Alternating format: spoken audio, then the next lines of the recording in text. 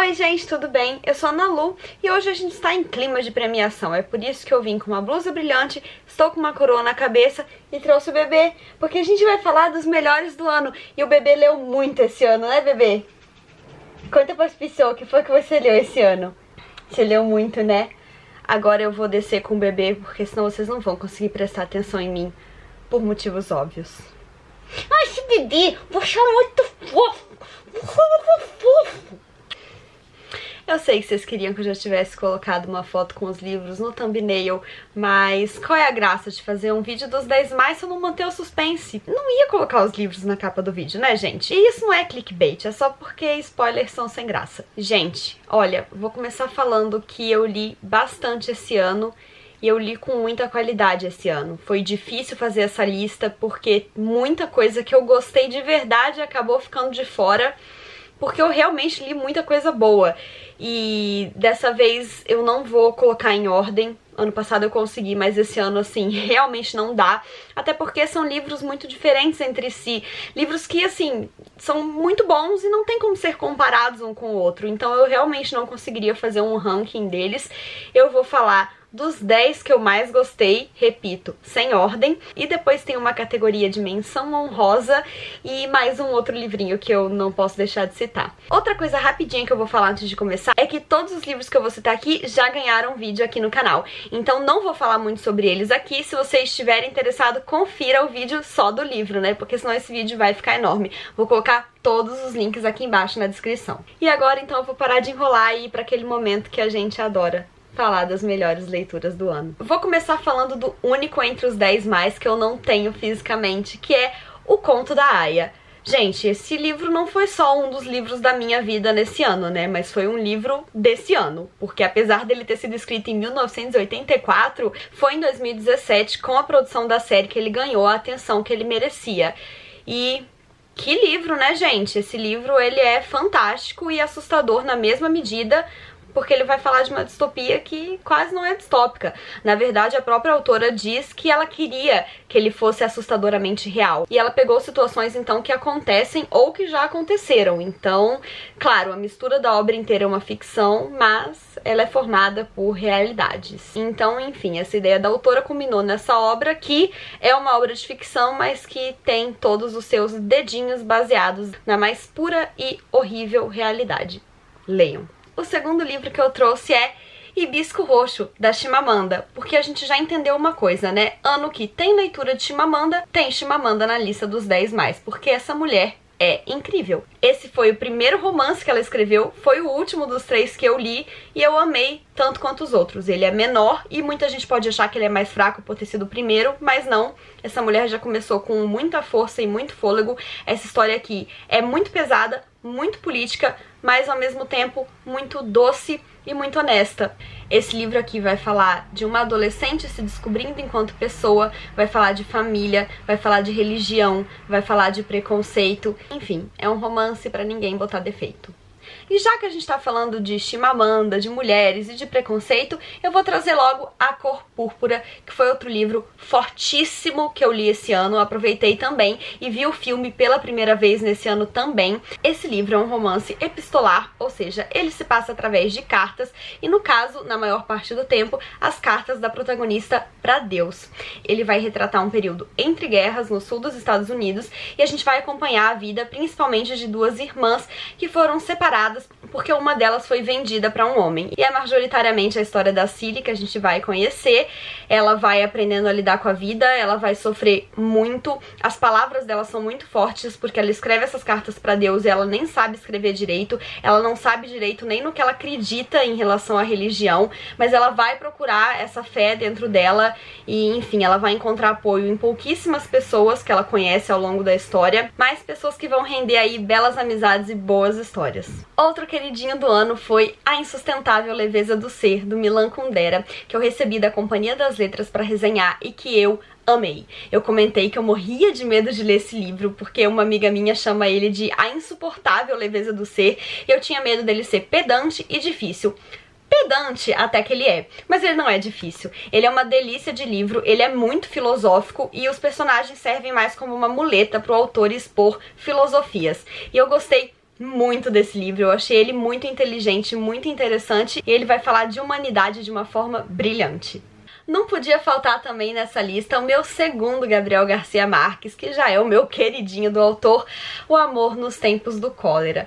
Esse livro não é uma história de amor romântico do jeito que a gente quer ver ou acreditar que exista, não. É uma história que fala do amor entre duas pessoas reais e por muitas vezes ele é um amor doentio, esquisito, sujo. Esse livro não é nada romântico, ele vai se passar num contexto de doença, então a gente já tem aí no título o elemento do cólera, que é praticamente um personagem ao longo da história. A gente vai conhecer e acompanhar então 3 personagens, entender como foram as vidas deles, como que elas se entrelaçaram e tentar imaginar no que isso vai dar. Eu descobri com esse livro que Gabriel Garcia Marques é realmente um maestro no que ele faz, porque, gente, isso aqui é uma obra de arte. E já que a gente tá falando de obra de arte, vamos falar de Helena Ferrante? Vamos! Eu trouxe aqui a história da menina perdida para representar toda a tetralogia napolitana. Eu li 3 desses livros durante 2017 e não tem como ele não marcar presença aqui, porque é uma obra fortíssima. Essa autora, ela é festejada ao redor do mundo e não é à toa. Se eu não me engano, ela é a autora italiana com mais livros vendidos no mundo. Ela superou Umberto Eco, até onde eu sei. Se não superou, ela tá em segundo lugar, atrás apenas de Umberto Eco. Mas enfim, né? Helena Ferrante, essa autora anônima, que talvez já não seja mais anônima, porque parece que descobriram quem ela é, mas isso honestamente não me interessa. E ela escreve histórias incríveis e pesadas, retratando a humanidade, a alma feminina e a sociedade de Nápoles. Leiam Helena Ferrante. Já que a gente tá falando de alma feminina, A Vida Invisível de Eurídice Gusmão é um livro fininho, contemporâneo brasileiro, que não tinha como ficar de fora dessa lista, porque esse livro é maravilhoso. Ele tem muita crítica, muita política e muita comédia. Gente, esse livro é muito bom e é muito engraçado. Mas não se engane, você vai tomar tapa na cara enquanto estiver rindo. E aí você vai rir um pouco da sua própria cara. E chorar também. Bem, esse livro retrata a vida de uma mulher, Eurídice Gusmão, que é invisível. Por quê? Porque ela viveu mais ou menos nos anos 50, no subúrbio do Rio de Janeiro. E bem, as mulheres nessa época eram quase todas invisíveis. Se até hoje a gente tem esse problema, imagina alguns anos atrás. E a Marta Batalha, que é a autora, vai retratar tudo isso com a melhor pegada possível. Sério, esse livro é genial. Genial! Eu tenho vontade de emoldurar esse livro. Se eu pudesse, eu mandava todo mundo ler. Outra maravilhosidade do ano: O Filho de Mil Homens, do Walter Ugumãe. Por sinal, o meu primeiro e, por enquanto, único livro do autor, que vocês podem perceber pela quantidade de flags que eu botei, que eu não amei pouco, né? Esse livro é maravilhoso. Ele é poesia pura, e a lição que ele traz é quase melhor que o livro, mas o livro é muito bom. Aqui ele vai contar a história de alguns personagens que vivem numa vila de pescadores, onde a fofoca corre solta e o julgamento também. E a lição que ele quer passar é que a humanidade tinha que estar acima disso, e que se as pessoas entendessem que todas elas, na verdade, são pais e filhos umas das outras, e entendessem que elas devem se ajudar e que assim a vida vai ser melhor, tudo seria mais fácil e mais bonito. Meu Deus, eu amo tanto esse livro. E aí, então, a gente vai continuar na literatura portuguesa, porque é óbvio que ia aparecer por aqui o Evangelho segundo Jesus Cristo, do Saramago, que foi um livro que eu li já no final do ano e que é incrível.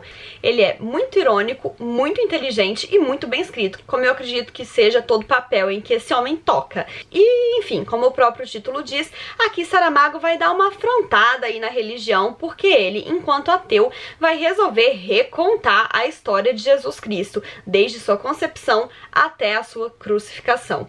E, enfim, mais detalhes você assiste no vídeo que eu fiz sobre ele. Chegamos ao último livro que eu vou citar entre os 10 melhores do ano. E ele é E o Vento Levou. E esse, eu confesso, eu acho que eu deixei por último, porque talvez ele seja o meu grande favorito do ano. Gente, eu amei de paixão esse livro. Eu me apaixonei por ele. Ele é um livro que vai retratar a Guerra Civil dos Estados Unidos. É um clássico. Eu acredito que todo mundo já conhece e todo mundo já deve ter visto o filme, mas eu não tinha visto. Eu não sabia do que se tratava. E eu me encantei com essa história, me encantei com a construção dos personagens, me encantei com a fibra da Scarlett O'Hara, que é uma personagem incrível, tendo atitudes muito erradas e um temperamento bem equívoco por vezes, mas que não deixa de ser uma grande heroína, na minha opinião, apesar de todos os seus defeitos, e que, enfim, me conquistou. Eu realmente me apaixonei por esse livro. Foi um calhamaço que eu encarei, sei lá, em 20 dias e que eu fiquei triste quando eu acabei, porque o que eu queria era fechar abrir na primeira página e começar de novo. Esse é o tanto que eu amei esse livro, de 952 páginas. Agora eu vou trazer as outras duas categorias que eu falei. Uma delas é a de YA, porque eu já tô numa fase em que eu não leio muito YA e que eu prefiro outros tipos de livro. Então assim, eu li 2 YAs muito bons esse ano, que eu queria realmente citar por aqui, mas que não se encaixariam na lista dos 10 melhores. Então eu resolvi criar uma categoriazinha só pra eles, porque eu acho interessante de citar. E eles são Tartarugas Até Lá Embaixo, do John Green, e Teste Tolstói, da Catherine Ormsby. Os dois livros são tão fofos, tão gostosos de ler e tão na mesma vibe que quando eu tava lendo esse, que foi o que eu li por último, eu ficava pensando que no universo paralelo eles fazem parte do mesmo núcleo de personagens e que na verdade os personagens desse livro estudam na mesma escola que esses, e eu ficava esperando o momento em que eles iam se encontrar, porque eu realmente achei a pegada muito parecida. Os dois são YAs super honestos, super bem escritos, que tem abordagens interessantes de questões emocionais na vida de adolescentes e que, enfim, eu recomendo muito. Eu, como já comentei, quase não tô lendo mais YA e, enfim, acho que já passei dessa fase, mas eu realmente gostei desses dois livros, então eu fico imaginando aí se eu tivesse tido a oportunidade de lê-los quando eu tava com 20, que era a fase em que eu mais lia YA. Eu certamente me apaixonaria muito por eles. Enfim, foram livros que me agradaram bastante esse ano também. 2 presentinhos. E pra finalizar, eu vou falar de um livro que entraria facilmente na lista dos 10 melhores, mas que eu resolvi deixar de fora e falar dele separadamente porque ele é de não ficção e todos os outros 10 eram de literatura mesmo. Então eu vou falar de Para Poder Viver, da Yeonmi Park, que é um livro que também foi resenhado super recentemente aqui no canal. Eu não tô com o meu exemplar aqui porque eu emprestei. Esse é um livro que tem muito que ser emprestado, sabe? Porque é uma história que a gente precisa saber. Ele é uma autobiografia de uma menina norte-coreana que conseguiu fugir de lá. E o livro é muito pesado, muito forte e, como eu falei, muito necessário, porque eu sabia que as coisas na Coreia do Norte não eram fáceis, mas ainda assim eu fiquei muito chocada com o que eu li nesse livro e sei lá, eu acho que a gente precisa saber dessas realidades e dessas coisas que existem pra além do nosso quintal. E mais do que pra gente, assim, ok, pra mim foi ótimo ler e saber disso, mas o que que eu posso fazer com isso? Talvez nada, mas se muita gente sabe, talvez alguma coisa possa ser feita, sabe? Então, enfim, Para Poder Viver, um livrão. Enfim, pessoal, espero que o vídeo não tenha ficado longo. Confesso que eu tô com um pouquinho de medo de ver quantos minutos deu, mas acho que eu consegui ser bastante sucinta. Repito, todos os livros que foram citados aqui ganharam vídeo só sobre eles, então vocês podem conferir na descrição e clicar nos que mais te interessaram. E, enfim, é isso. Eu me despeço com muito carinho e muito satisfeita das leituras de 2017 e espero que em 2018 eu termine o ano igualmente maravilhada com as possibilidades que a leitura pode trazer. Um beijo e até a próxima. Tchau!